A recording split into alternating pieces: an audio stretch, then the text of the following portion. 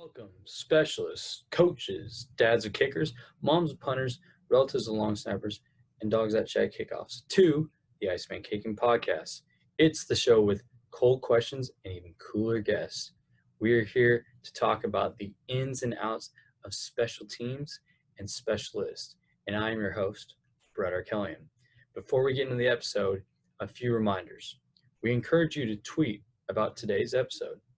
Tag us at Iceman_kicking and use the hashtag Iceman Kicking Podcast or Cool Under Pressure or Big Kick Energy to let us know what you enjoyed about the episode or any recommendations for who you'd like to see on the podcast next. Also, if you are interested in any of the fantastic information discussed here today, you can find all of this and more in the Kicker's Bible. Proven training methods and secrets used by professional specialists by yours truly, Brett Arkellian. It includes tips from over 20 NFL specialists, along with numerous personal accounts from Eagles Hall of Fame kicker David Akers and current University of Florida analyst and ex-NFL kicker Shane Graham. Visit IcemanKicking.com or go to our Twitter bio to purchase your copy today. Now sit back and get ready for one cold episode. You know, if we were last in the country returning punts, I might not be on the podcast. So shout out to the R&B team. Hey, and everyone listening, man, y'all order my dog's book, man. Y'all stop playing with my guy, man. Iceman Kicking. Go get the book, The Kicker's Bible. Order the thing. Support this young man, right? Today, I'm very excited to announce the guest that we have on the cold seat. He's from Buies Creek, North Carolina. He's the inside receivers and assistant special teams coordinator at New Mexico State. He is known as a great recruiter, and he always brings the juice. Coach Chili Davis. A little bit about Coach Davis. He coached on a 2017 New Mexico State team that had explosive wide receivers and had some of the best offensive outputs in New Mexico State history. They saw 10 players have double-digit receptions and 10 players have a touchdown catch that year. Before he landed at New Mexico State, he coached cornerbacks at Fordham University in the Bronx. 2015, he was with the running backs at Louisiana Tech. He graduated from Campbell in 2012, where he played defensive back and was an assistant coach / GA there for 3 years. Today on our cold seat, we have Coach Chili Davis. How you doing today, Coach? I'm doing good, man. How about you? And I'm super pumped to talk some ball. This is the fun stuff that I get to do in between. So I'm excited to have you on. Yeah, I'm excited to be here. Awesome. So getting kind of right into it, you've lived all over the place, all right? As you told me before, you lived in Belgium, all right? You lived on the eastern part of the United States, especially being the son of someone in the Army. You know, you've always experienced new situations, all right? When you got your first spot at Campbell, was that odd coaching guys that you had played with? Kind of talk about that experience and just how you got to playing and coaching at Campbell. Well, I think my junior year, I went to one of my coaches on the staff, and I had kind of been inspired by him to get into coaching. Once I graduated, you know, that junior year in college, you're trying to figure out, like, what do you want to do seriously and what do you want to pursue? And I always had a love for the game, and I just was really inspired by some of the coaches that I had been around up to that point. So I approached him, and ultimately I went up to our head coach at the time, who was Dale Steele, and talked to him about, you know, possibly getting on the coaching staff if anything had opened up after my senior year.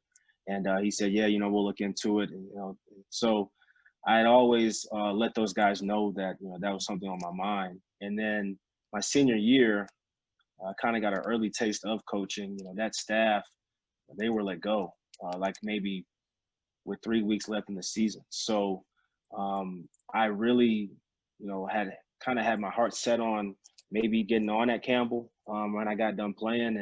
And when the staff kind of changed, it really kind of, you know, made me aware of how things can change quickly in this profession. And so from there, I was introduced to Coach Mike Minter when he got on, and I just, told him who I was and what I was about, and just got done playing there, and really liked where the program was heading, and just kind of wanted to help if he needed anything. And so I never forget this.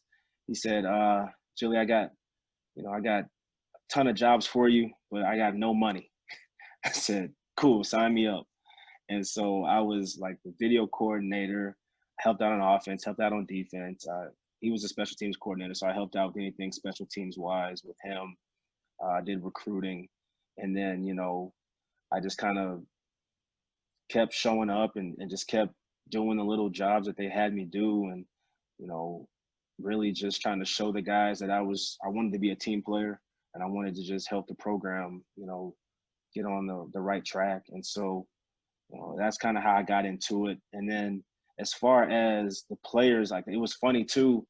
I had a roommate who was still playing, and so we lived together for that spring until I moved out. But that spring, he and I, he was a senior too, or he had one more year after me, and so he kind of knew, like, okay, he's a coach now. He actually would joke around and call me coach in the house. Like, it was kind of weird at first. And instead of just calling me Chili, he'd be like, "Coach, what you doing today?" And I'd be like, "Man, look, I'm Chili, bro. Like, just I'm at home. I just want to watch TV." But he was really good with just the transition. And I think the biggest thing is understanding that you have a job to do, but if you just go about it with respect, everyone will honor that. And I think the transition for me it wasn't always smooth, because there were times like where you have to correct a player who you just got done playing with, and just how you want to go about that is big. And it really opened my eyes up to how important communication is, and just understanding what you're trying to say, and then who you're saying it to, and then, okay, how do I want to deliver this to that person? And so that's kind of just how it was taught to me. And then Coach Minter did a great job too. He helped me out as well, as far as just different things to do, as far as being a young coach, and how to establish yourself in that way. So that's kind of how I made that transition. Man, that's really good. And that, I think about that a lot too, because I kind of had the same role after I was done playing at UT Martin, kind of GA'd too. Can you give me an example of, like, when, you went about things the right way in handling correcting your player, or is there a time where you saw, maybe not yourself, but someone else went about the wrong way in communicating with a younger, with the player? Yeah, trying to think. Like, I remember one game we were on defense, and for whatever reason, a player ran off the field, and he was supposed to be on punt block.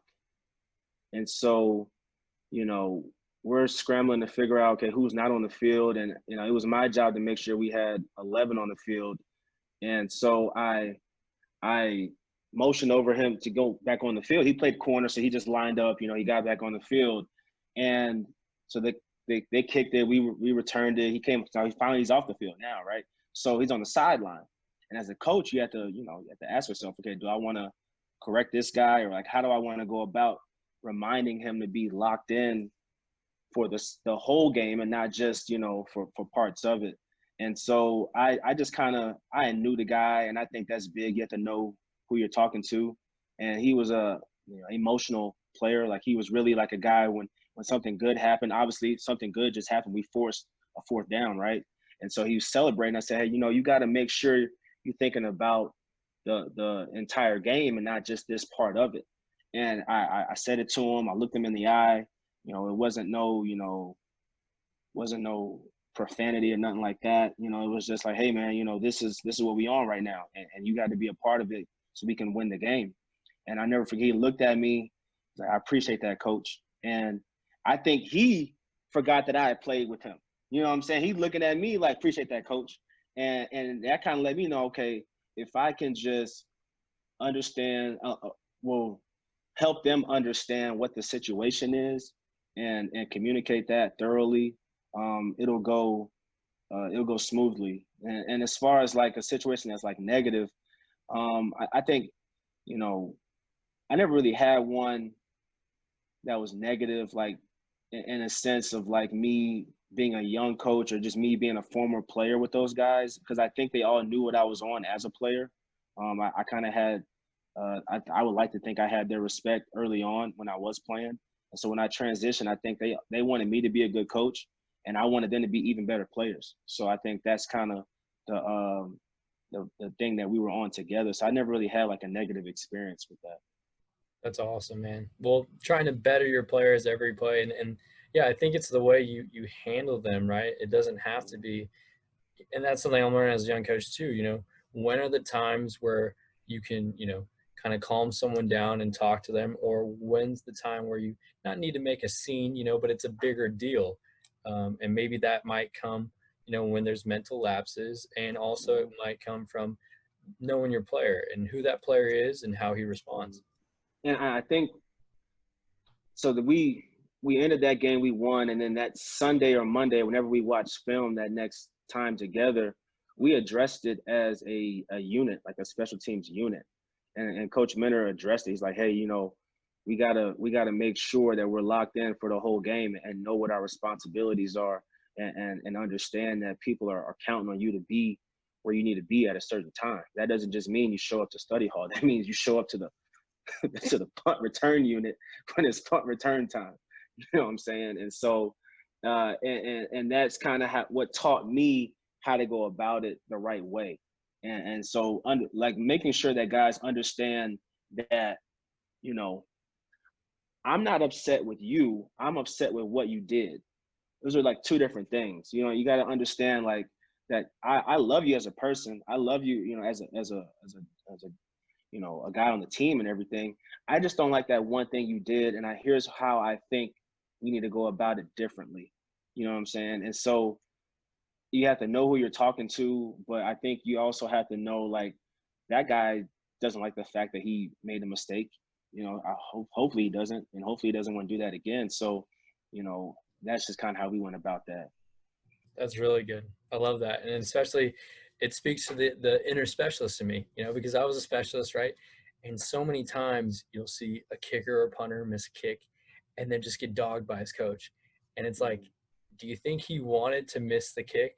Do you think he wanted to shank that ball? Obviously not, but it's just part of it. And then it's like, all right, well, how do we handle the specialist, or how do you, correct him? Because like I know the fundamentals. I know, all right, he might have, pulled his head or whatever. His plant foot was too close, but how do we go about addressing it so he doesn't have a freak out because he's got to go in and make the next kick too? That's something that's huge with specialists. So I love that perspective from you. Yeah. That's awesome. Okay, so and you kind of talked about this too. Coach Minter, who's at Campbell, he kind of introduced you to the special teams. But when you played on a lot of special teams units too, right? Talk about that. That's right. So, I'm 5'6", and so when I was in college, I really had to fight like crazy to make the team as that fourth or fifth corner every year. It was always a battle.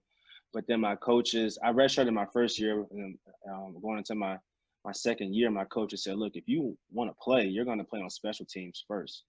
And so I said, okay, cool. I just want to, contribute to a win. That's really all I'm on right now. So however you want to do it is fine. So, my DB coach was the kickoff coach. I think the guy that recruited me was in charge of punt or punt return, or one of the two things. So they came to me early on and said, look, this spring, you're really going to develop yourself as a special teams player. If you can make open field tackles, if you can block, and if you can, jam people up as a corner on punt return, you'll find yourself on the field. And then I just continue to increase my value by being a kickoff returner, and things of that nature. So that's how I got on the field. That's how I traveled. That's how and when it was explained to me like that, I had no problems, whatsoever, because I just wanted to be contributing to a win. And that's really all I thought about, was just okay, how can I help the team, get a W? And so I started off on kickoff, and then I kind of was a four-phase guy. I want to say by week like 2 or 3 of my first year playing, and then I just continued, and that's kind of how I made a name for myself. And that's all I was trying to do, was just show the coaches that, I was a good player, that they were right in recruiting me, and to show my teammates that that I could ball just like them. So that's really how I got on the field, and then the love for it just continued when I got into coaching. And like I said, I worked for $0, 0 cents. But when you said you're gonna help out on special teams, I was like, all right, you had me. You could have led off with that, and I would have been like, yeah, like, I'm in. So that was cool, and just working with guys that I just got done playing with was even better, because I already knew a little bit about them, and I kind of knew, okay, this guy learns like that. I just was in a room with him for 4 years. I think I know how he processes, things. Or I live with this guy, like I said, I think I know how he processes things. So, and a lot of those guys were on teams as well. So transitioning into coaching kind of helped me with that as well. That's awesome. And did you say to them like that, or now when you're coaching, do you kind of put it in those same words? It's like, hey, this is why it mattered to me. This is why you guys should take it seriously, or this is why it should be important to you. Yeah, well, I just I was just looking for an opportunity, and that's what I tell the guys, hey man, this is an opportunity for you to play. This isn't a situation where, I'm asking you to do something that I don't think you're capable of doing. And my mom would always tell me that whenever I like didn't do a chore around the house or something like that, my dad would always say, hey, it's not like we're asking you to do something that we don't think you're capable of doing. Like, if we're asking you to do this, we feel pretty good about you doing this. If I'm asking you to cut the grass, like that means I've taught you how to do it, and you know what it looks like, and I'm giving you full control of the lawnmower right now. So you should look at this like someone, believes in you. And so it's an opportunity for you as a player. Special teams is an opportunity for you as a player to show how good of a football player you really are, because it's the core fundamentals of the game, and those things aren't changing. And so I think when you present it to them like that, and also for me, right, it was an opportunity for me to play earlier. It was an opportunity for me to contribute to a win and put some good stuff on film. So, that's just how I present it to them. And I think we've been successful with that. I think guys, because a lot of times people say, well, how do you get your guys to buy in to special teams? I'm like, what do you mean? Like, they like football. They love football. So it's football, and I think some of the time you have to let guys know, okay, look, this is probably what you're going to be on if you have an opportunity to go to the league as well. And you have to make sure you know how to cover a kick. You can make tackles in the open field. You can, block, get off blocks, return. And people like those types of people. They want to be around those types of people. And so giving it to them from that perspective too, as far as these are extra tools in your toolbox, should you have any professional aspirations, then they're all in. No question. No question. We talk about that a lot too.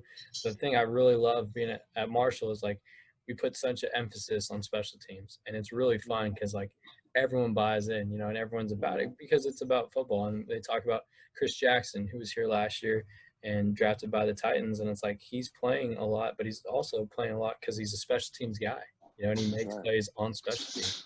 So that's cool to unite behind that. Now you talked a little bit about the GA life and how you were making $0 and 0 cents, man. I feel that, I'm in that right now. I've heard some stories about the finding the taco and brisket specials in Ruston, Louisiana. Tell me a little bit about you living the GA life. The GA life, man, that was like, whoo. I mean, it was cool because when I was at La Tech, we had 4 guys, and we had 2 on offense, 2 on defense, obviously. And it was a deal where each and every one of us, we just wanted to be a guy who was doing the right thing. And I think maybe 2 of us, we had coached somewhere previously. The other 2 had just got done playing. So they were kind of just learning how to operate some of the softwares on the computer. Like we had DV Sport and Visio and Playmaker. So they were trying to learn that part of it, and we were able to help with that. And then, just how to not mess up making a copy of something, just like, okay, how does this printer work, and teaching the guy that. But it was a great experience, man. And those are my brothers, man. Like me and David Stuckman, we're still tight to this day. Like we GA'd for 8 months together, but we talk regularly. We root for each other. We help each other out as far as techniques and stuff that we've encountered throughout our careers. But that time period for me was I want to make sure I'm choosing my words carefully. I grew more spiritually during that time than I thought I was going to, because when you're a GA, sometimes your focus can be on the wrong things.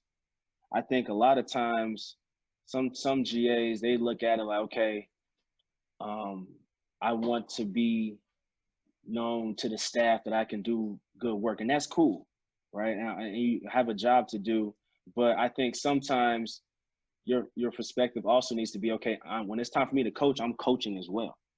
So if they give me a responsibility, I remember at La Tech, Jabbar Jaluk said, hey, Chili, I got the running backs, you got the fullbacks today. So we make sure they know how to cut off the backside of the zone. And I had 5 minutes, but I prepared, 5 hours for that 5 minutes, and it was a responsibility that I was looking for. And so I was able to do that. And then obviously you have your scout team stuff that you're responsible for, and getting the guys lined up and making sure they're executing throughout the week so that the team could be successful. But I think your perspective needs to be, okay, I want to do a good job, running errands and doing things like that, if that's what they're asking you to do. But I also want to develop as a coach. And so that when I get an opportunity to coach, I can show them that I can get down like that too. So I think No that's question. important. No question. Yeah. Yeah. And it's funny because, I really vibe with a lot of those things too. Um, and yeah, taking ownership of what you're supposed to be in charge of, right? And making sure you do it to the best of your abilities, and not just Mm-hmm. kind of throw it away because, whatever, it's scout team, or whatever. It's just a Nah. small segment in practice. So, yeah. Scout team was like our showtime, man. It was like at the Apollo, hey man, you got you got scout team, man. You got a chance to really interact with guys, and so what we would do is we would bring some of the guys out early to teach them the different techniques that we were going to be using that day, and so, hey guys, this team is a heavy scooch technique team when it comes to the back end on the secondary. So we're going to go over scooch technique here for these 2 minutes that we have, or whatever. Or I know David Stuck used to bring the guys in and watch film with them, before practice. He was on the defensive side, so he would bring the scout team wideouts in and really say, hey guys, these are the splits. So when I go out there and I say, I want you to take a hash split, this is what that means. And so everything, like I said, we wanted to be guys that were known of doing a good job. But when they said, all right, coach, it was like, let's go. It's showtime now. And that's what we really were on throughout that time period. It was great. 100%, Yeah. 100%. I connect with that too. I want to ask you though about the hard times too, because you hit on it a little bit, with your faith, and I've heard you talk about before. How did you stay on that grind, or not even at Louisiana Tech, other times where you've had, tough times, like, man, I'm not getting paid anything, I'm working, all the time. How do you stay on that grind, and persevere through that?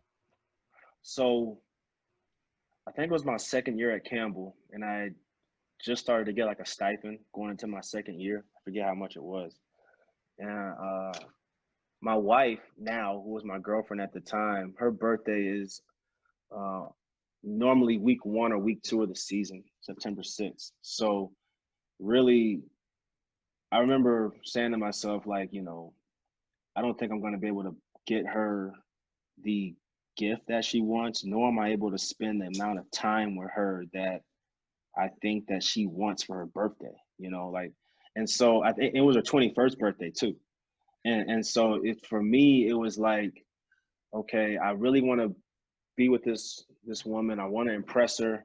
We had been together for about maybe, I think, 2 or 3 years up until that point. And I remember praying and asking God, like, God, what can I do to make this special for her?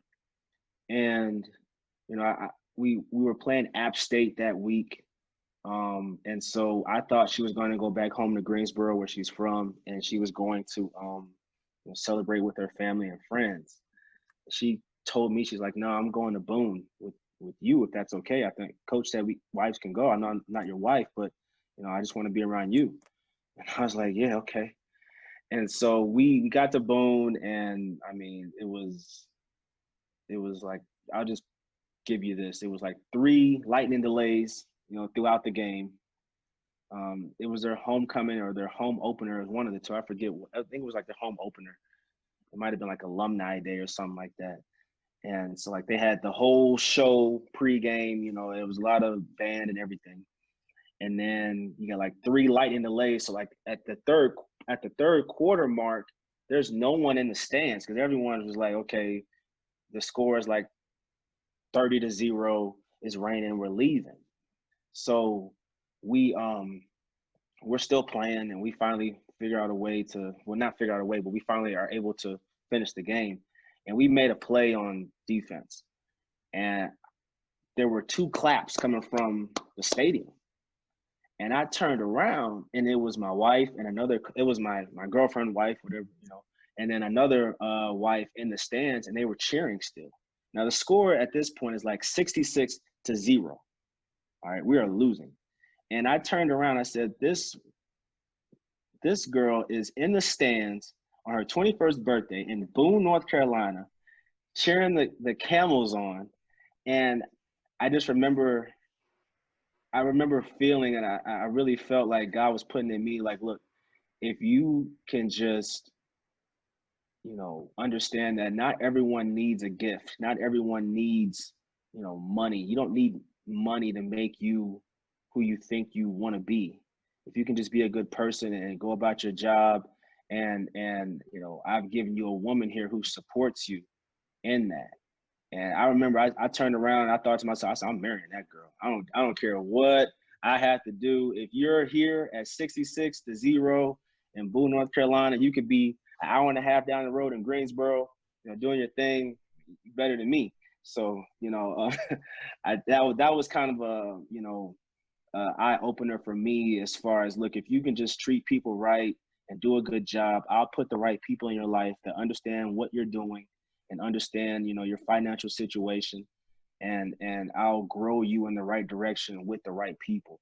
So that's kind of what I meant by that. I know that was a long story, but I'm sorry. I ate that up, man. She really loves you because, man, not saying I would be, but if I was someone's significant other and they were coaching in a 66-year-old game, I would not be there. That would not. I look. She probably loves the Camels too. She's a big supporter. She's a big supporter. She's an alumni as well. So, she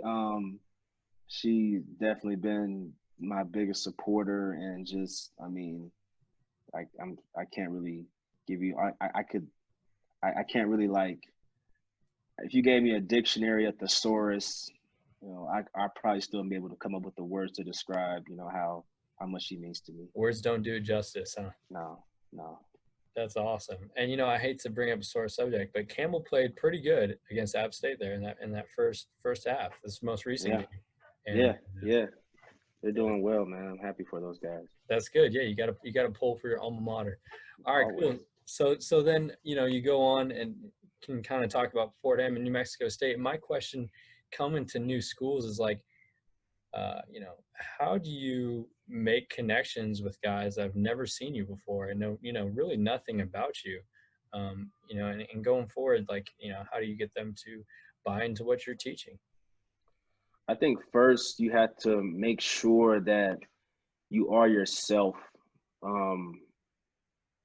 Number one, in the interview process, and so when that guy decides to bring you in, he knows who you really are. And okay, now I can put this guy with this group of guys. And that's what makes him feel good about making that decision. And then when you get there, I think the number one thing you want to do as far as connecting with your guys or your players is showing them who you are. Like you're up there in front of them, and they know, okay, at some point, this guy's going to make me a better player. That's his job, right? But who are you? You know, like I know what the article might read. I've been on your Twitter, your social media, Instagram, whatever. But okay, who are you? So one of the things I did when I first got to Fordham was I had a presentation, and I kind of sat in front of the guys, and I just kind of went through. I said, guys, we ain't talking no football today, and if you came in here looking to get better as a football player today, we'll do it tomorrow. But for today, I just want you guys to understand who I am, my journey, and what I'm on here, my mindset, and that. I didn't even really talk about what I expected from them. I just talked all about me. And then I think what I was trying to show them, because I was 26 at the time, and so I was really just trying to show them, like, you know, why I love the game and why I was excited to be there in front of them. And that's kind of was my initial, move as far as showing them how much I cared about them without, because you can't go in there day one and say, guys, I love you.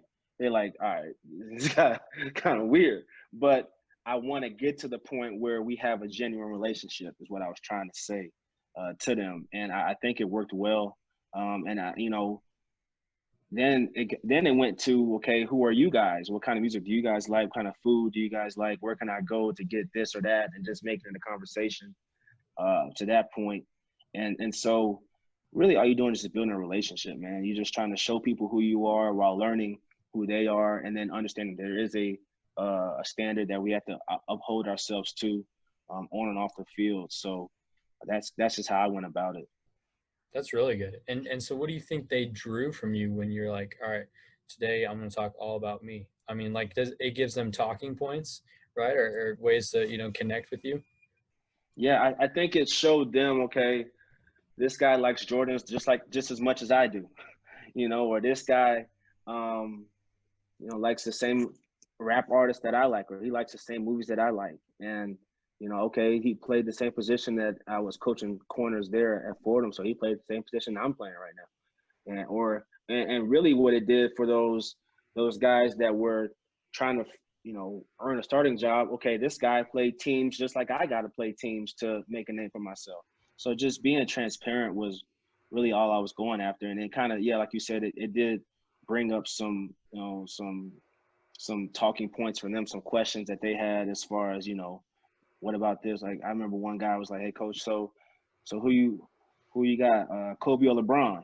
And it just sparked the conversation, and so that was one of the things that I did. I think anywhere I go, I'm always going to do that. I want the guys to know who I am, what I'm on, what I stand for, before we talk anything about stance and start or press technique or anything like that. Yeah, because it makes you seem more real, right? It makes you Yeah, seem more available to your players.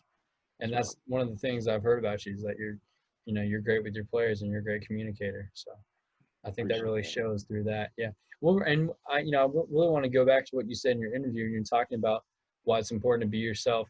What do you mean by being yourself? Being excited about the things that excite you, or being honest about how you're going to act on a day-to-day basis. What do you mean by that? Yeah, I think you got to do that because um, in this profession, you at a young age, you're still trying to learn yourself, right? You're still trying to like figure out, okay, I want to teach this like that, or I want to teach this like this. And so in the interview process, you really want to be yourself because that coach is evaluating you. And you don't want to go into a situation where you weren't yourself, and so now you got the job, and now you got to be something you're not because that's how you interview, and so I you got to take pride in learning the game. You got to know your stuff. Obviously, you got to know uh, about that position that you're interviewing for, and you have to understand things from a recruiting standpoint and a player development standpoint. But you want to go about it being yourself, and eventually people will pick up on things that aren't really you. And that's not anything I want said about me. I want guys to know that, look, I take pride in being honest and like I said, being transparent, and I don't think I know everything. I definitely don't. I know I don't know everything, but I am striving to get better every day. And I remember telling the guys, look, I don't know it all. I don't think you guys know it all, but I think together we can do some pretty good things. And I think they really kind of, bought into that. So It's a good way to establish your core values too. Is how yeah, you act and how what you show them. yeah, I yeah, think no that's doubt, awesome. That's really no cool. doubt. I was going to ask you something about that too, because you traveled from everywhere, like East Coast, and then you go up to New York, or no, I'm sorry, you went to Louisiana, then to New York, then to the West Coast. What led you to those jobs? And obviously it was your connections, but how did you come in contact with those guys? I'm just curious. So I think I told you before the show, those two guys that came and asked my mom and my dad to let me play. One of those guys was Joe Sloan's father. And Joe Sloan's the offensive coordinator. I think he's coaching quarterbacks now, yeah, at Louisiana Tech. Wow. And so Joe's dad came to my house. I was really tight with Joe's younger brother, Josh. And I mean, his dad did all the talking. Miss Davis, Mr. Davis, we're going to take care of your son. This was like Little League football we're talking about here, right? This is like 8th grade, Enon Indians football we're talking about. Yeah, And so, Indians. we're really trying to establish some trust with we just moved there. And so we didn't really know too many people. And so Joe's dad came down there and convinced my mom to play. And so Joe was a quarterback there for my high school. We went to high school together for I think he was a junior when I was a freshman, something like that. So he went on to ECU and then he got into coaching. And so when I decided that I wanted to get into coaching, he was the guy I had kind of reached out to and said, hey, how do you like it? What's it like? And then that kind of grew into, well, shoot, if you guys have anything open, and this is when I was playing, hey, if you guys have anything open, let me know. Because they, like I said, the staff had just got let go. And so he said, I'll keep you in mind. And so Joe kept me in mind for 3 years. And so I'm man, maybe I might need to, pursue something else. But I just kept praying and asking God to lead me in whatever direction I needed to be on. And so Joe called me. I just got to the convention. This was the one that was in Louisville. Or was it Indy? It was Louisville. I just got off the plane and I just checked my phone because my phone didn't have service on the plane, obviously. And so Joe Sloan texted me, "Are you here?" I said, "Yeah." He said, "Meet me at this the restaurant at this time." And so I walked in and he was there with the OC and they talked to me for about 15 minutes. And so I said, "Look, we have a GA job available. We want you to consider it. Just let us know." And so that's kind of what led to that one. And then What was when I the? was Sorry, let me interrupt you. How soon did you have to make that decision? like that night. Well, I didn't have to make it that night, but I wanted to let them know as early as possible Sure. that I was down. And so that whole convention, I went up to my head guy. I told him what was, transpiring, what had been presented to me, and he was all for it. So he supported me in that, and so I prayed on it that night, and then that next day, I think is when I told him, hey, I want to do it. So I talked to my parents, talked to my girlfriend at the time was my wife, and so they all supported me with that. So that was pretty cool. And then when I was at La Tech, this is why it's so important to make sure that you're good to people. Um, my my position coach at the time had retired, but there was a D line coach, Jarek Hall, who was at Fordham as the D line coach at Fordham. So they were looking for a corners coach. So he called my old coach, who was his mentor. They were looking for a corners guy. So my mentor, my coach called me. He says, "Hey, Chili, I just threw your name in there for the corners job at Fordham. So if you get a call from a New York number, make sure you answer it." I said, "Okay, great. I'm here." And so sure enough, they called me about maybe 3 weeks later, just asking, me to talk about some things. And then that was my first full-time opportunity. So that's kind of how that was my connection there. And so from there, I got let go in December, and I was just applying to a bunch of different places. And so New Mexico State is the one place I've been where I didn't know anyone. And so I reached out to Corey Martin, man, and I love him for this, man. That guy, really helped me. I just I remember throwing my resume out there like maybe let's just say 25 places, right? And Corey was the only guy to reach back. Well, he wasn't the only guy to reach back, but he was the only guy to reach back with like good news, something that could lead into something. And so he said, "Hey, I went over your resume. Just kind of wanted to talk to you on the phone if that's cool." I said, "Yeah, I mean, I ain't doing nothing." So yeah, I mean, absolutely. And so we talked, and I kind of told him, who I was, and he, I think he called some of my references, and he talked to his head coach, who was his father, Coach Doug Martin. And so they called me back later that day, and were kind of like, "Yeah, we would love for you to come out here and be a GA." And so, I'm a living witness of, wherever God wants you at, that's where you're gonna be. And well, I think when you let Him lead the way, that's how it'll shake out.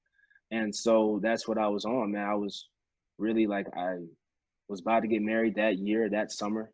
I really didn't know like what I was gonna do. I was applying everywhere, and I was thinking, okay, I never forget. I got hired the day I went to like substitute teaching training. Like I was like training to be a substitute teacher, and that's when I got like the email that morning. Then I went to go to the training, and then that night he called me. Well, like on the break, he called me and was like, "Hey, I think this is the move we're gonna make. How do you feel about it?" So I remember asking myself like, "Well, do I want to go back to this training, or do I want to just go home and celebrate?" And they said, "Well, we'll need you out here at this date." So I was able to get a couple sub jobs in until that date, and God worked it out perfectly, man. So Saved you that's from how I got out here. subbing too. I did actually. I subbed for like maybe I think like 2 weeks or something like that, and that was a great experience too, because it reminded me that everyone wants to be taught, and so sometimes I have a job where I just had to sit and like play a movie, or whatever. But then there were other times, like I had this one teacher, I came in and like she had like a full lesson plan. And, and this is like, I don't know, third grade history or something like that. And I'm just like, whoa, I just kind of came in here to kick back. I just want to chill, like just give a little, reading assignment like I normally do. But she had like a full out lesson plan. This was like a 3-day job. This was like a Tuesday, Wednesday, Thursday deal, which is what you want as a substitute teacher, which was pretty good. So I like had to like read over it, and she had emailed me the night before, and I remember saying this, "Hey, this is a longer email than I normally get. Like this is kind of like, what's up with this?" So she had a lesson plan for me, and so I had to teach. I forget the actual like the curriculum, but I remember a couple of kids in there that were kind of struggling to understand it, and it was making them mad. They weren't like they weren't understanding it because they really like they wanted to understand it, but like they just struggled for whatever reason. But when I think you put it in a way where they could understand it and where it makes sense, now they loved it, right? At least they appeared to love it, when I was there. And so that day or that experience, those 3 days I did that, it reminded me that coaching is teaching. Teaching is coaching. And when you teach a guy what we're doing, how we're doing it, but more importantly, why we're doing it, now he understands it from the big picture standpoint, and he understands his role in that. And so that experience, like being a sub, helped me understand, okay, all you're really doing here is teaching. Like that's really all you're doing, and so you got to know who's in your class, right? You got to know some guys are having a good day, some guys aren't. And so you have to account for that, and then you have to account for the fact that you have a job to do. And but that experience taught me a lot. Man, that's awesome too, because I taught world history for 2 years, and Mm-hmm. just you're right. I think being a teacher made me a better coach 100%. And it was a short 2 years time span, but man, I learned so much about kids and communicating with kids that I took out to coaching, and I think, just in my case, if I had never taught, I would not be the same coach I am today. I think it's Mm-hmm. helped me, so much. So, and I bet you had fun. I knew I was going to like coaching.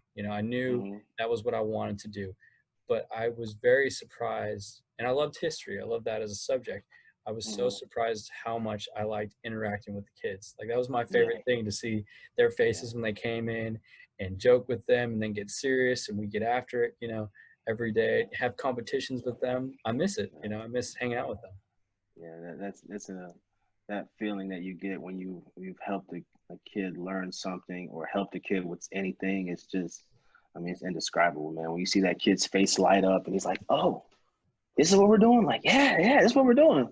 Like, oh, okay, and I can do this, huh? Like, yeah, you sure can do it. And but in all seriousness, it also reminded me that the kids that not the kids, but the young men that I coach now, at some point in life, they were that little kid. And so all they want to do is understand it. The Bible says it, and all that get an understanding.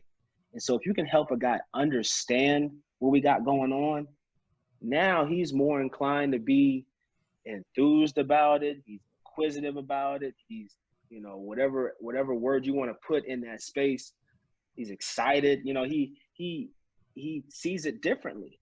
It was like when I first moved to Belgium, you go outside and you don't speak the native language.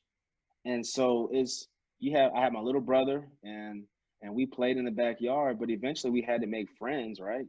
Like you said. And so I had to learn a little bit of French, and I also had to learn a little bit about the European culture. Like getting pushed down in soccer does not always mean foul. It doesn't always mean that. And so I just had to learn, like, okay, this is how we're doing it. And so I think when a player understands that, okay, this is how we're doing this, and why we're doing it. But when you're able to teach a guy something, I think it sticks with him, and it will take him a long way, not just in football, but in life. Because now he can apply that same thing to buying his first home, or talking to parents for the first time about marrying their daughter, or something like that. You can overcome those things that seem to be intimidating to you, but they're once you just understand what it is, it's like, okay, I can, and then understand that you can do this. I think that's what gives them the confidence to go out there and just accomplish whatever they put their mind to.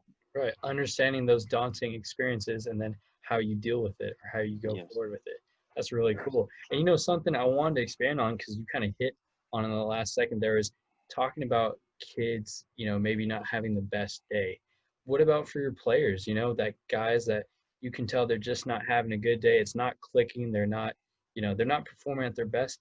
How do you handle them, or how do you help get them out of that funk? Because at least for me with specialists, that's a big deal. If they're in their own head and they're not having a good day, it's like I got to help them snap out of it. How do you go about that? I think first, it goes back to that relationship that we talked about. It goes back to knowing who you have in your room, or knowing who you're responsible for, and being able, I think sometimes you can pick up on the body language, right? That maybe, and then, or maybe they're kind of not as focused or locked in on, whatever that is. And then you have to account for, like, what time of the day is it. So, like, if you notice it in a meeting, you might be able to talk about it beforehand. You might notice it in practice, and so you don't have an hour and a half to talk about what's going on. But I think, going back to the relationship, hopefully that guy will come to you well before any type of practice or anything like that, and say, "Hey, coach, this is what's going on." But if he doesn't, you have to be able to have different things in place for that situation. And so, we have a couple here, my mind on my work, my mind on my work. So that means when I'm here, I might have just, done, I might have had a bad day. Maybe I didn't do so well on that test. Maybe I didn't, you know, maybe I didn't get whatever. Maybe my car's tripping, something like that. And hey, when I'm here, my mind's on my work. And so we don't want one bad experience somewhere else to then domino into another bad experience here, and I think that's also like life, and I'm learning as a coach. You might have had a rough day at the office. That doesn't mean you got to come home and have a rough day on the home front, because I know one person that ain't trying to hear it, and that's my wife. And she cares. She's supportive, but she got a million things that she want to talk about too.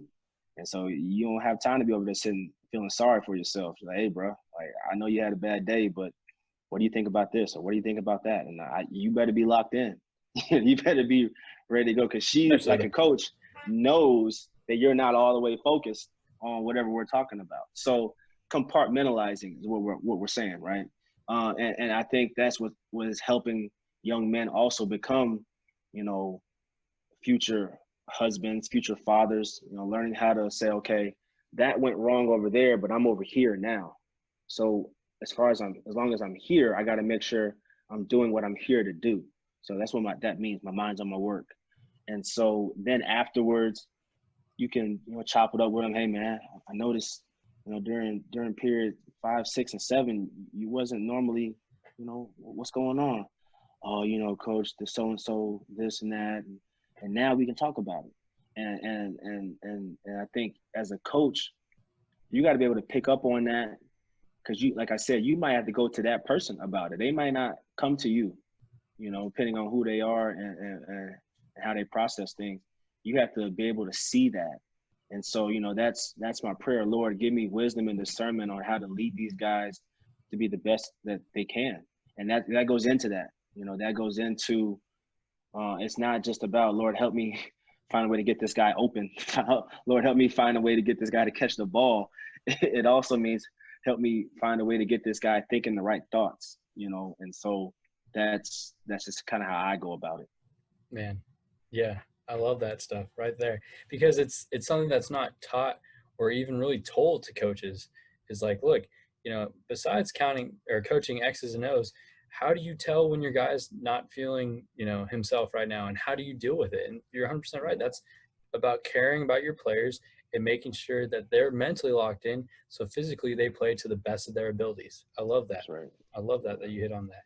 And, something that kind of goes along with it too, that I've wondered, how do you keep your guys focused in meetings? Maybe you've seen someone, I've heard people will bring a dumbbell into their meetings and have them do a few curls just to keep them and their mind focused. Have you seen anything that you really liked, or is there something that people, or you do that keep your guys mentally locked in? I mean, I guess some guys are just super loud, What do you do? So the first thing we do when we meet is we have the minute.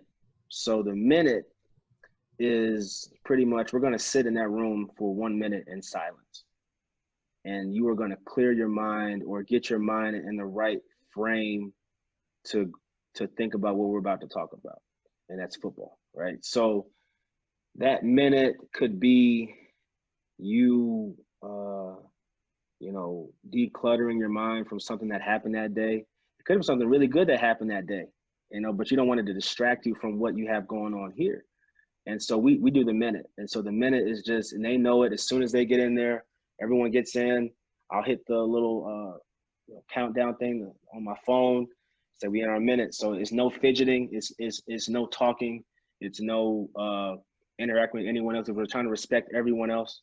And so we just chill in there for 1 minute. And it sounds kind of, whatever, but it has worked for me. And it's just a way for them to really focus on what we're about to do. And so you might spend 30 minutes decluttering your mind, and then the next 30 seconds decluttering your mind, and the next 30 seconds channeling your mind on this cutoff block or this route or whatever that is. But I just want the guys to know that we're going to approach this thing from a mental standpoint first before it's ever physical. We're obviously going to talk about football, which involves movement and blocks and catching and things like that. But I want you to visualize yourself having a good day. And so that's one of the things that we do, that I do here, and it's been good. I do a thing now where it's a conversation in the meeting. So it's not a lecture. It's not like, hey guys, I have all the plays on the board on the film, and then we bust through them. I get it, got it. All right, we're out. Like, no, that's not it. So I'm asking questions, and hopefully, if I'm doing a good enough job, they're making comments. It's a conversation. Hey guys, we got these three past concepts going in today, and these are similar to these concepts. And I'll play the clip, like, oh yeah, I seen Stephon Diggs do that the other night. Yeah, just like that, right? And so, or ooh, coach, yeah, I think that's gonna be a good play. So now it's a conversation, and then, okay, you think it's gonna be a good play? Here's why it's gonna be a good play. And here's how you can keep it a good play even if this happens. So now it's a dialogue, and we're going back and forth, and so now, because you got to put it in you might have the information, but you got to deliver it in a way that they retain it. You understand what I'm saying? So like you in your mind, you've been thinking about four vertical all day. Well, in that guy's mind, he ain't thought about four vertical one time. He just hasn't. He's been thinking about science, eating, his car, his girlfriend, his parents, his brother, weights. And then now you're the last teacher of the day, or you're the first teacher of the day. You got to understand that. And so I got to grasp his attention. And then as soon as they give you a in on how to have that conversation, then you just go about it that way. But you have your core things that you got to hit on that day. It's what we got. Or it might just be we're reviewing what we did the previous day. So you have your things you want to correct. And so, and that it all goes back to the relationship, though. Right? We're talking about a guy who had a bad day, or whether you're talking about running a meeting room or whatever, relationships, because now they know how to approach that meeting. They know, okay, hey, when you see this guy and we do that minute, like it's on now. We rolling, and we're in the mix now. So the guys know that, and then I know how to approach them. So it's all good. Man, So.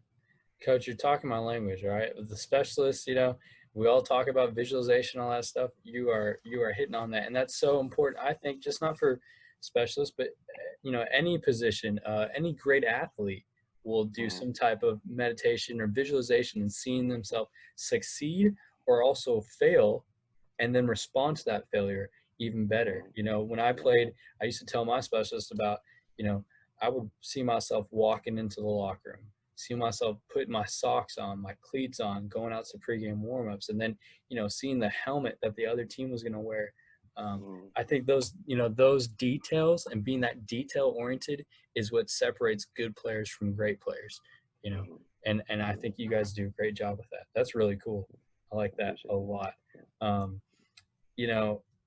Something is totally abstract, but we're talking about practice, and I've heard that even in 100-degree weather, you'll be out there in a hoodie and sweatpants. What is up with that? Do you prefer?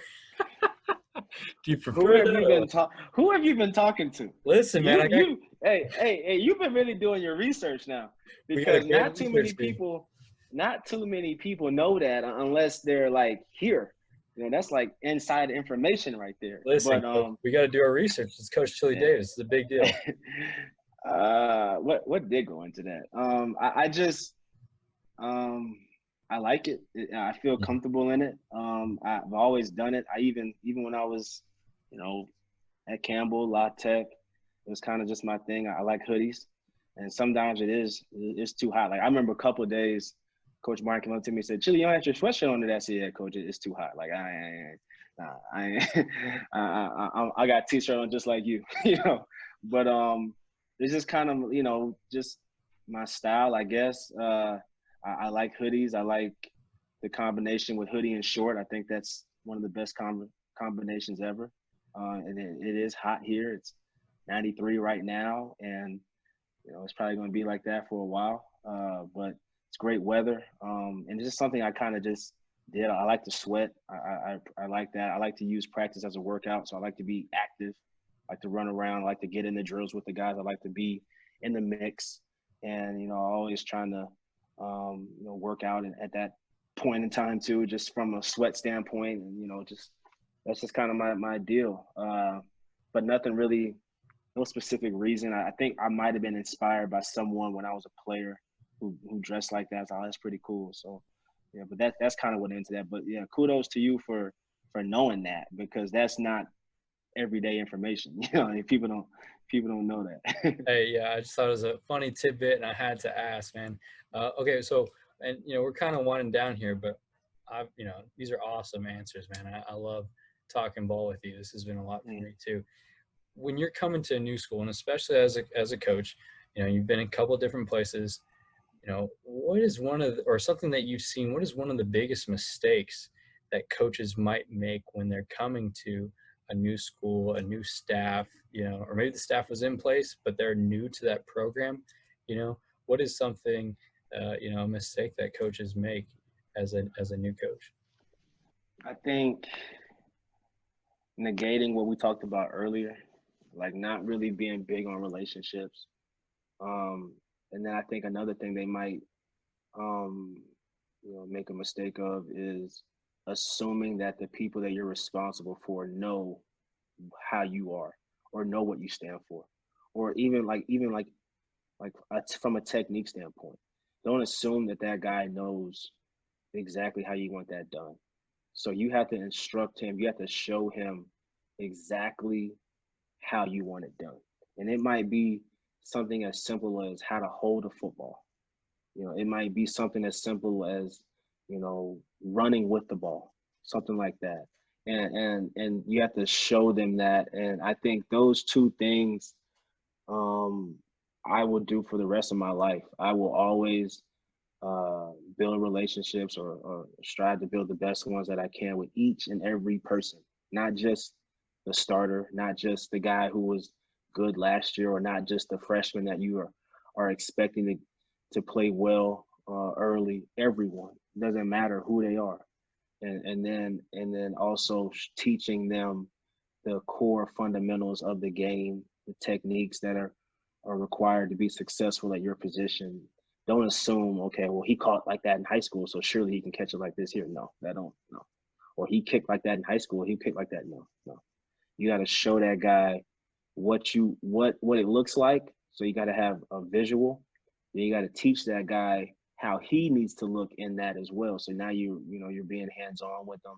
And like I said, if I got to hop in the drill and show it myself, then that's what I'm going to do. But I think those two things, if there's anyone listening who is a guy who's transitioning into coaching or has aspirations of one day being a coach, like build relationships with the people that you work with, people that you coach, and then know the techniques, know the fundamentals, and then be able to teach those to everyone and teach them to everyone on a day-to-day basis. Like don't just think, okay, I'm at this place. They caught for 1,000 yards last year. They know how to catch. Like, no, teach them how to catch, teach them how to run a route, teach them how to, do that. And then I think if I can add one more thing, whatever you want to echo the standards of the program. So echo what the head coach is saying. So if the head coach or the OC is like, hey guys, I want to play fast, then find a way to teach that in your drills. Find a way to echo that, or hey guys, we want to have a standard here that's whatever that standard is, right? Echo that standard, and so the guys are hearing it from every angle.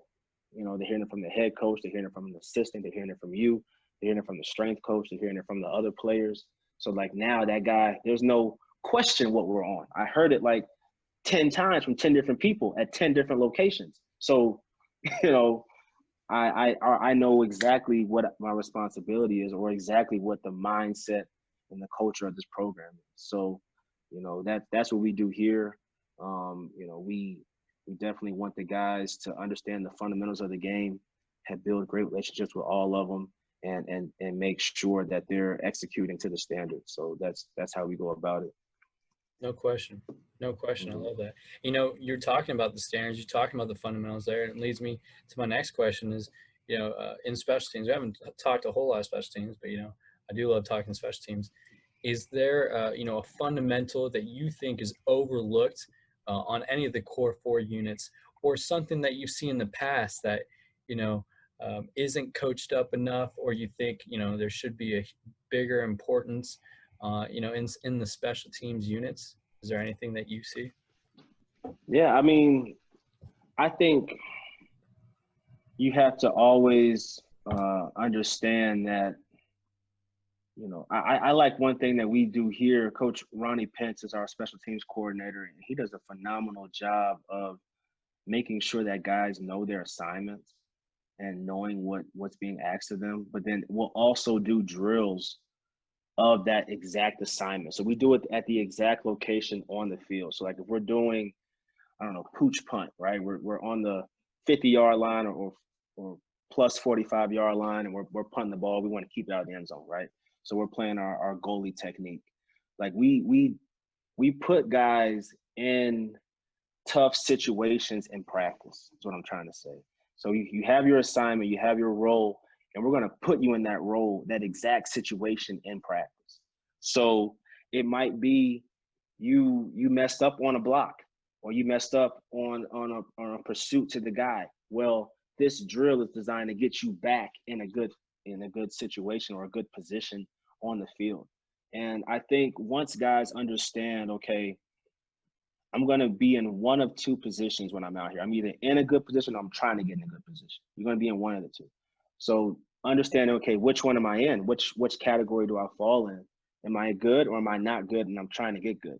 So we don't just do all of our drills as if it's 95 and sunny, right? You're going to be in a tough situation at some point in the game. So we put those guys in those tough situations in the game in practice, so that if they ever encounter that in a game, they don't panic.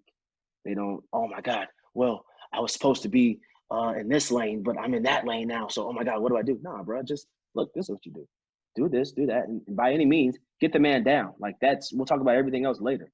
But I think just making sure that because the more tools you give the guys and you teach the why of the situation, the more true confidence that guy has. So he understands his role. And then if you're doing it like how we do it, I know what I have, I know what he has, I know what he has. So now we all know the big picture and we all know where we fit into that. So should something go not according to plan, well, this is how we're gonna go about that, right? So like prime example, we might design to punt the ball to the right, right? So everyone on the punt unit is thinking, okay, this ball is going to the right. Well, the ball's down the middle. That's not the right. So now I have to think about covering this ball here as opposed to there. But don't panic. Don't turn around and say, hey man, you're supposed to kick it to the right. Nah, just adjust and get the man down. I'd adjust. But yeah. So I think we do a great job with that in our practices. Coach Pence does a phenomenal job with that. Yeah, and I think that's so important too, because like the way I've learned from some fantastic coaches here, but I like to turn things in. I shamelessly plug here. I wrote my book, The Kicker's Bible. I'll make sure you get a copy of that. And it's all about kicking, punting, and long snapping. But the way I break things down is to coaching points. Right? Here's what we want to do and do it correctly. Now here's some common errors. These are things that might happen, and then a coaching point under that. Now, how do you fix those things, and how do you know make the right change, but just like you said, not freaking out when you make that error. Okay, errors happen. It's how do you respond to those things. So I think what you guys do is fantastic for that, and that's something I'm trying to learn too as a young coach. Yeah, no doubt. And it's all about just giving information in a way where they can retain it. And then I think one of the other things that, if I could just say one more thing, like one of the other things that we do is we teach we might start backwards in our approach, in some of our, so we'll teach where you want to end up on the guy, and then we'll rewind all the way back until how you get there, right? So like it might be on kickoff, and we'll say, okay, this is where we want to end up on this kick, right? And then we'll backtrack all the way back. Okay, now this is how we're going to start it. So now you know where you want to end up. Now you know how to start, and now you know everything in between that could hinder you from getting to that spot. So it's a unique thing that I've just done it here with Pence, but he's done a great job of teaching. Okay, this is where we want to end up, Chili. Like, okay, but this is where we're going to start. So now the guy knows I'm starting here, but I want to end up there.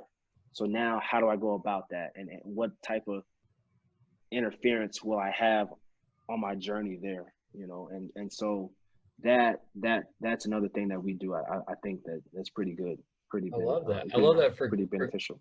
yeah, I love that for coverage lanes and stuff like that too. Yeah. Does that confuse them at all? Like, okay, we're down here now we're going back up there, or as long as No, it's well explained? I think when you do it the right way, okay, you say, hey guys, you know, this is how we want to fit this return. And so now this is where you want to end up. Well, and the guy said, okay, I want to end up on this hash. Well, I'm starting on that hash. Like, yeah, exactly. So now, you know, from that hash to this hash, there's a couple of people that can interfere with you. Like, yeah, that's right. So now we're in this part of the field, you want to avoid the guy, right? But in this part of the field, we don't want to work avoid anymore. We want to work some type of collision with Yeah, the guy, bully. and then, you know, and kind of bully him off and that kind of thing. So now the guy understands, okay, I want to end up here. I'm starting there. And this is how it's like a GPS system, right? You put your destination in the GPS, right? You don't put where you're at, you put where you want to go. So when you put where you want to go in there, then the GPS calculates, right? It says, okay, you want to get here, you're there. And so this is the best route for you to take with everything else that's going on that you may not control, detours, traffic, accidents, whatever. And so when you get here, there's a detour now. So now you can take that detour and still get to the destination. So that's the same way we approach on some of our special teams as well. That's really good because now you're putting it in language that they understand, right? I call this Right. the Apple Maps drill, you know, where it's like, Yeah. I'm going to use my GPS to get to this spot. Yeah. We might change that. I kind of like that. Yeah, Yeah, that's good. that's good though. But you know, that's all stuff, you know, that you guys reinforce, and that sounds like you know, I would learn well from that. So that's really cool. Cool. You know, something is coaching everything you've ever dreamed of, you know, and is what's the harsh reality of coaching? Because guys, especially young guys like me, they get in, I'm gonna be this in 10 years. You're gonna see me on AFCA 35 for 35s. I'm gonna be this, you know. Um, Mm. is it everything that you ever thought it would be? And also, what's the harsh reality of coaching? Yeah, you know, I was inspired by Tony Dungy, and you know, um, so yeah, I think it is everything I thought it was going to be, but I really didn't know what I thought until I was in that situation, you know, and so I say that because if you really study Tony Dungy, like he got fired at Tampa Bay, and so and they had a good team, and then he was able to find a place where God wanted him, and then he was able to build an organization up the way he wanted to, and they had success his way. And so to answer that question, yeah, it has been everything that I've envisioned. But you really don't know about an experience until you're in that experience yourself. Like you could tell a bunch of guys what to do when they're fired, but when you're the one looking for a job, now you're in it, you know, and so it's a different situation. And then or it might be a situation where, you know, you have to develop a player, and that's one of the best feelings ever, like we talked about, right? And developing a guy and things of that nature. And then, you know, but one of the toughest things um for a young coach, like I kind of alluded to earlier, being able to shut it off when you go home. I think that's a tough thing. Um, Understanding that uh, just because you had a good day on Tuesday does not equate to a good day on Wednesday. You got to make sure you do the right stuff on Wednesday to have a good day as well, and week to week, right? We might have won last week, but that's no guarantee that we're going to win this week. So putting the work in, being willing to put the work in, and understanding that each day, each week is a new challenge, and you have to be able to rise to that occasion. But I think, you know, those things are the reasons why I got into it. You know, I love the game. I love everything about it. I love, you know, and if you don't, I think you won't like this profession. if you don't love everything about it. Like, obviously there are the things that, you know, you don't like as much, maybe, but you understand, okay, I got to do this in order for us to be successful, you know? And so that's where you have to learn how to sacrifice some things, whether it be, you know, sleep or, you know, whatever. But if you want to be successful, I don't know anyone that is successful that didn't give up something. Like, you have to give up something. I watch a lot of like music documentaries. Some of my favorite rappers had to give up something to, you know, be able to be in the position that they're in right now. And same thing with some of my favorite athletes and coaches as well. You know, you can't be both. You can't be, you know, Mr. Popular and then expect to be successful in whatever you're doing, unless you view success as being popular. But you know, you have to get your priorities straight. So, but yeah, to answer your question, yeah, this profession is definitely what I envisioned. And obviously there's been little things along the way that have kind of tried my faith a little bit, but that's why it's so important to be rooted in something and firmly rooted in something that can sustain you or that keep you stable. And surrounding yourself, that's another thing. Surround yourself with people that know what you want to do and are willing to have that tough conversation with you when they see you not going about it the way you said you were going to go about it. You know what I'm saying? So People that like, hold you accountable.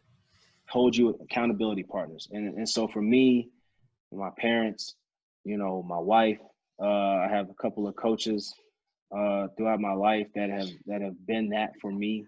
The coaches here, you know, they'll Coach Bell come up to me or whoever and say, hey man, you know, we gotta maybe pick the guys up, you know, something like that, you know, something like that. So, you know, I think that's big too, you know, just surrounding yourself with people and being around people that are on the same thing that you're on. May not want to coach, but they want to be successful. And so anyone that, like, my wife has a candle company and I'm over here watching recruits and she's over there looking up candle techniques, and we're both working to be better at what we're in, you know. And so that's a great thing. And so when you get around people like that, you know, she's getting better at her candles and I'm getting better at, you know, coaching. And so that's what it's all about, when you surround yourself with people that are on the same type of thing that you're on. Right, and you guys are both competitive, trying to be great. What's her? You know, I'm mad because I saw that when I was doing my research too, and I want to bring it up. What's her top selling candle, or what is your favorite scent of candle that she has? Okay, so her top selling candle is called Island Vibes. All right. And so my favorite scent is one that no one has smelt yet, because I have custom candles. All VIP. right. I kind of know the girl, so you know I kind of got it in there. But I have one that's kind of I don't even know. We didn't even give it a name yet. It's like a masculine scent, I guess. It kind of reminds you of like male cologne, I guess. I have it in my office, and I have one here. But the Island Vibes is our top seller right now, and then our second one, kind of close. Starting off, it was Island Vibes, and then it kind of went into Me Time, which was our second one. But those are the top two right now, and she just recently released some fall scents, maybe 2 weeks ago. So we'll see how those do. I love that, man. I love scents. So what's her brand? You got to give her a shout out so we can Okay, get on so there. shout out to my wife, Kiandra Davis. Her company is called Creative Candle Co. Creative with a K. Creative Candle Company. She's on Twitter, Instagram. Obviously, has a website as well. Started this business about 4 months ago. Really started with an idea and kind of was inspired by some other people. And she realized, like we talked about, hey, I can do this too once I understand what I'm doing. And so she did that. And she put everything into it. I mean, time, energy, you know, and really just dove into it and became well, she became knowledgeable in not just making candles, but everything about the candle business. I think those are two different things. You can make a candle, but then you have to also know how you want to present it, how you want to sell it, and things like that. So she's an entrepreneur, and I'm so proud of her, man. She's doing a phenomenal job. Creative Candle Co. Go get your candles right now. And hey, man, you thought you were going to come on here and talk about football. No, we're talking about candles. Candles, man. It's about candles. That's the secret to coaching. Get a Yeah, good candle. getting a good candle in your meeting room. No doubt. Yeah, No doubt. that's awesome. And hey, you know what? Something that you mentioned too about rappers and their ascent. I thought that was really cool. I listened to Eric Thomas, who's a motivational speaker, and he's talking about 50 Cent, right? And he was doing a movie and an Mm-hmm. album, and they said, "When do you sleep, 50?" And he said, "Sleep is for the weak. I don't sleep. I'll sleep when I'm Mm-hmm. dead." That's so Mm-hmm. awesome. Yeah, and Et was one of the guys when I got into coaching.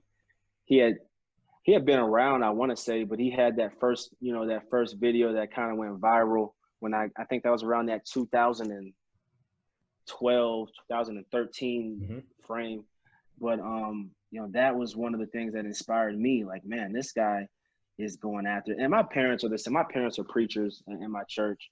Like they've always been about attacking what you want to do and really believing in yourself. And they've always been supportive. So, having that has been a blessing. And then having people like ET, like what you're talking about, and just pastors in my life that have been on the same type of, wave has been extremely, that has impacted my life as well, not just my career, but my life. So yeah, that's definitely a great reference there, with 50 and, you just look at, I remember hearing a story about how I want to say it was Kobe Bryant. He had just had a bad game or something like that. Or maybe he wasn't as successful as he wanted to be throughout the game. And like, he just stayed at the arena and like just kept getting more shots up. When most guys would go on and go about their lives or whatever that was at that time, but he decided I want to get good at this. So he was willing to, do whatever it took to be good at that. And I think I take that same approach when it comes to this profession. I want to be really good at developing guys. I want to win games. I want to be the person that my head coach brought me here to be. And so, there has to be some sense of sacrifice in order to achieve that. No question. No question. That's, I love that too. And I think that's what makes you great, or is going to make you great, is that pursuit, and that motivation too is, I love that too. Eric Thomas and listen to motivational, I was a JUCO guy coming out of high Mm-hmm. school. So I'd always, I downloaded a bunch of them on my phone. Maybe I had an iPod back then, put it in my Mm-hmm. earbuds and just go to work. My mom was Yeah. always like, use that, show your players. I'm like, they're not going to listen to that. But, those things help me get through day-to-day stuff. And I'm sure it Yeah. helps anyone who listens to stuff Yeah. like that. I don't know a single person that doesn't benefit from being around a positive person. Like obviously we want our players to be self-motivated. Yeah, everyone, we want our guys to be, you have to have the desire to do something. But when you are around other people that have that same positive, mindset, now you can really get some good stuff done. Whatever you're doing, whether you're coaching kickoff or whether you're coaching the scout team or whether you're in the weight room or you're in the study hall. If everyone, what would it look like if everyone went to study hall like, hey, I'm gonna leave here ready for my test. If all 50 guys in the study hall are in there saying, I'm about to get better at this so I can ace my test.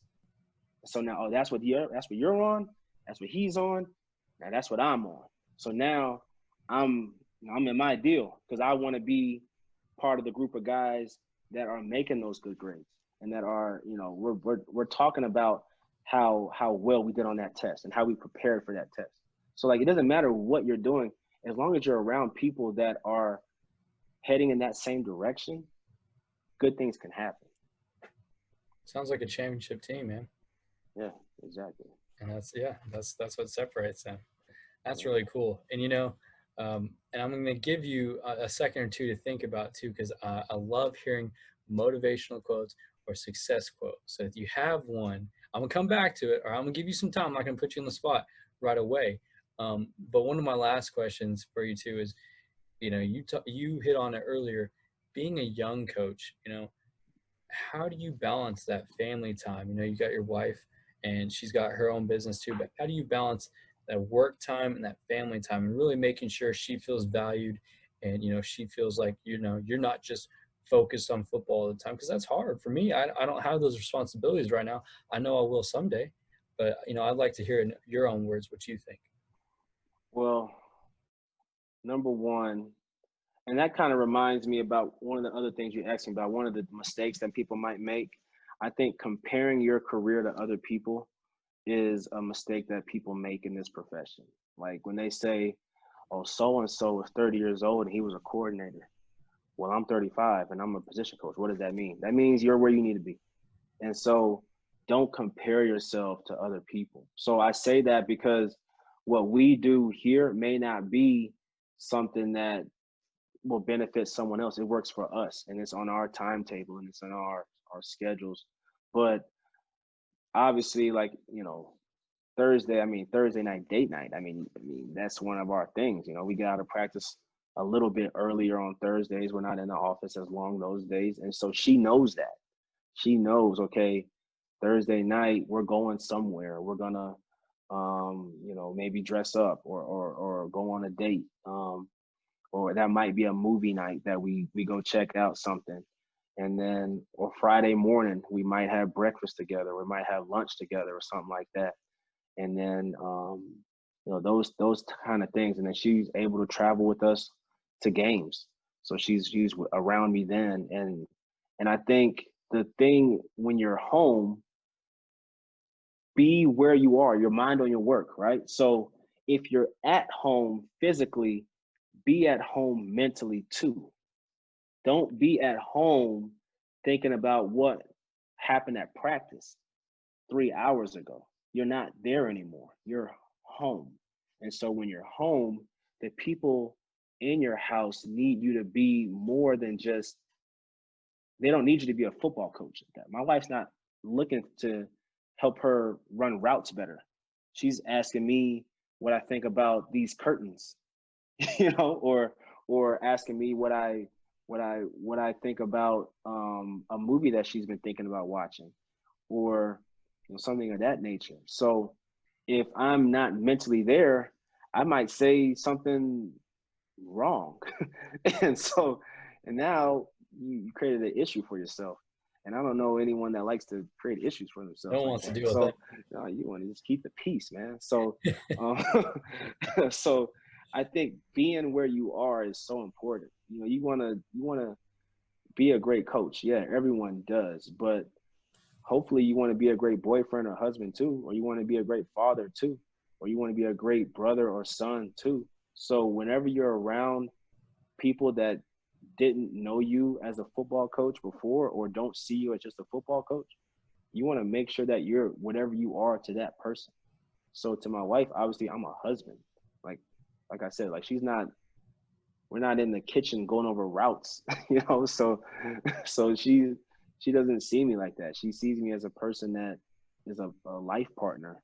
And so, we try to go about that way. Obviously God is uh, at the front of our relationship and at the top of it. So we pray together, we do things to support each other, and we ask God for guidance. This was our first time living together, and we're on the other side of the country. She's away from her family, I'm away from my family.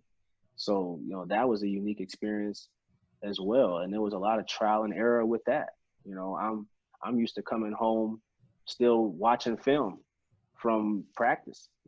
I watch it at the office, and I come home, I might watch it again, or get ready for my install for the next day. Well, those 3, 4, 5, 6 hours now, don't do that. I mean, don't be at the dinner table with your phone in your hand texting a recruit. You know what I'm saying? And she's trying to ask you how your day was, and you're like, well, I'm sorry, babe, what was that? Yeah, my day was good. You get And you're the trying to so, and she knows that, and she knows that she doesn't have your full attention. So I think that's just how we went about it, and it's not always perfect, it's not always easy, but if you have someone, like I said, that is willing to be in Boone, North Carolina, 66-0, on her birthday, her 21st birthday, then you might have something special. Supporting the Camels.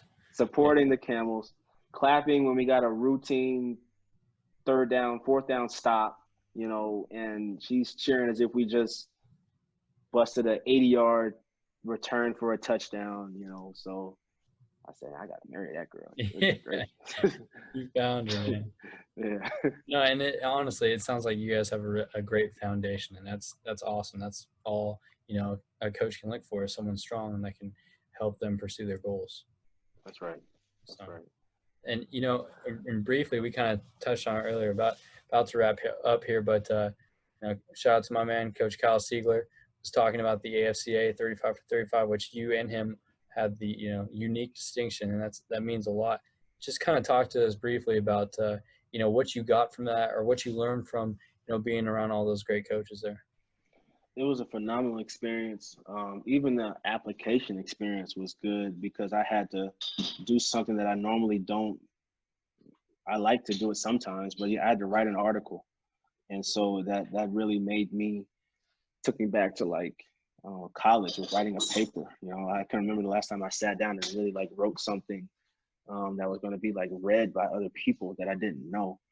So that part of it was cool. And then when you got there that day, it was just like I had some people that had did it before and kind of told me about what it was and gave me some advice on just how to go out throughout the day.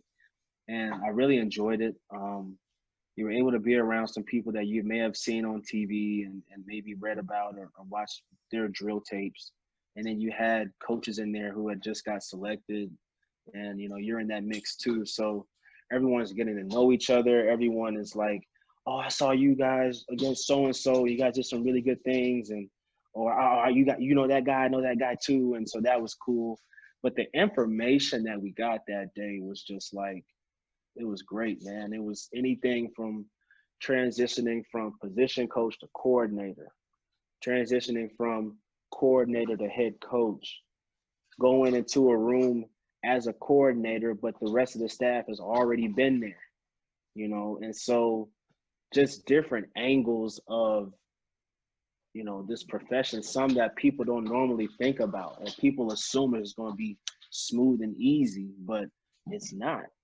You talked about, the interviewing process, how to go about handling yourself when it comes to social media and the media and interviews and things of that nature. So it helped prepare you for a lot of situations, some that maybe some coaches maybe thought about, but maybe not haven't thought about it as far as how they're going to handle it. And so that was beneficial. But then the relationships that you built throughout the day, like you said with Coach Kyle and the rest of the guys, it was great, man. I mean, you're around guys that have either done what you want to do or are trying to do the same thing that you want to do. And so that is, like I said, when you're around those types of people, it's beneficial, and you have to learn something. So you took good notes and followed up with people when you got their numbers, just networking like anything else, or just encouraging guys along the way.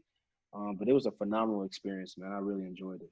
Yeah, you sound like you learned some really exclusive and awesome stuff, and that's kind of, I went to my first convention last year, and so it was cool just seeing guys that I met before and talked to and catching up with them. So awesome, Yeah, awesome experience. Good. Motivation, success quote. You got one? I know you got some great quotes, so I'm ready. Oh man, I have a lot. My mom is writing a book now, and it's about that. It's motivating not just other moms, but it's about just motivating people. I think if I had to pick one, man, you put me on the spot with that, and you gave me like 3 minutes to think. I tried, man. I tried to give you time. I hate spraying on people. And it really was like more than 3 minutes because we had about 4 or 5 questions in between. But if I had something that kind of gets me going, all right, it would come from Titus 2:6-8. Okay. So similarly, encourage the young men to be self-controlled. In everything, set them an example by doing what is good, In your teaching, show integrity, seriousness, and soundness of speech that cannot be condemned, so that those who oppose you may be ashamed because they had nothing bad to say about us. I think, to me, that number one speaks about how I need to be as a coach, right? Words like encourage the young men, self-control, integrity, seriousness, soundness of speech. That's everything that that guy needs, not only to be successful on this field here, but in life, right? And so that in the last part of that verse there, it says, so that those who oppose you may be ashamed, they have nothing bad to say about us. We're in the community. I don't want anyone saying anything bad about us. We're on the field. Obviously, I don't want anything said bad about us. When you're, 10 years from now, when you're on your second child, I want your child's third grade teacher to say, oh, you know what? You got some great parents. Your dad is really, a great guy. Nothing bad to say. And so I think it starts, if I have an opportunity, it starts with me, or it maybe doesn't start with me, but it continues with me in a guy's life. And so that verse there, Titus chapter 2, verses 6 through 8, kind of motivates me when I read it. It just reminds me, okay, soundness of speech. When you're in this meeting room, hey man, this is the best thing on earth that we're talking about, and giving them that confidence and giving them the vibe that, okay, this is it. This is the best thing that on earth to talk. Like, there's people over there talking about that. People over there talking about this. We're talking about punt versus defense stay, and it is the best thing in the world. And so that's just, it motivates me to be a man of integrity, encourage the young men, and really go about doing what God has me here to do. Wow. That's awesome, man. That speaks to me a lot too, because especially being a young coach, you have to speak with, passion about what you believe in, else, it'll be overlooked. So, Yeah. man, there's so many great topics we talked about today, man, and it's really been a joy to talk with you, and I learned so much from you. So thanks so much, Chili, for being on here. And I appreciate that, man. And I just want to encourage you, keep doing your thing. Obviously, you're relatively young in the profession, and you're learning and you're growing. You're going in the right direction, man, and I'm proud of you. So I appreciate you and encourage you to keep going too. Awesome, man. Awesome. Thank you. That means a lot to me. Is there anything else before we step off here that you want to, plug or, talk about besides your candles? Where can players follow you or people, if they want to get in touch with you, email or Twitter? So I've got probably the best way is I would say is Twitter. My Twitter name is at Coach Chili Davis. Chili is CHILI Davis. And so that's, I respond to DMs and emails. My email's on there as well, I believe. Or I can DM you my email if that's what you're looking for. But that's where I'm at. And if you want to connect with me, feel free. Awesome, man. I appreciate it. Hey, one more thing before you go too. So I actually, and this has been on the tongues of a lot of coaches, I played at an HBCU. Lincoln University is the first HBCU in the United States. And an HBCU just had a huge hire, Coach Deion Sanders. I want to know what your take. Do you think that Jackson State, how's that going to work out with Coach Deion Sanders? What do you think? How's that going to go? I think it's going to go great. He's a guy that, number one, he's been a phenomenal player. Obviously, everybody who's watched any type of football has seen him or knows about him. And I think he has, number one, the desire to be there. I think that he has the ability to lead young men, which I think is extremely valuable.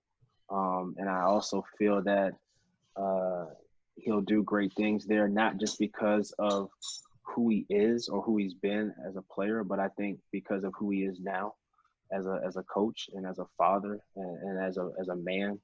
And I think that I know that he'll get that program rolling in whatever direction they're trying to go in. But I think he'll be just what that city needs and just what that university needs. Yeah, That's awesome, man. I'm just being a guy that, really supports and follows some HBCUs. I was really excited just for the attention it brought to the university. But yeah, you can Uh-huh. see from, his high school coaching how passionate he is about his players. Uh-huh. There's been greats like Emmett Smith reached out to him. I saw on Twitter, is like, hey, do you need a running backs coach? I mean, can you imagine playing two goats, two Hall of Famers? What a great Yeah, experience that'd be. yeah, yeah. I know. You know, obviously he'll hire a great staff and they'll get it rolling, man. And I think uh, you know, it just shows that I listened to his press conference and he talked a lot about God wanting him to be there and things of that nature. And so anytime a guy's being led by God, I mean, it's the best thing you can do, right? I mean, I think that that speaks to who he is as a man and also as a coach. And so I think that's probably uh, it's going to be a great situation.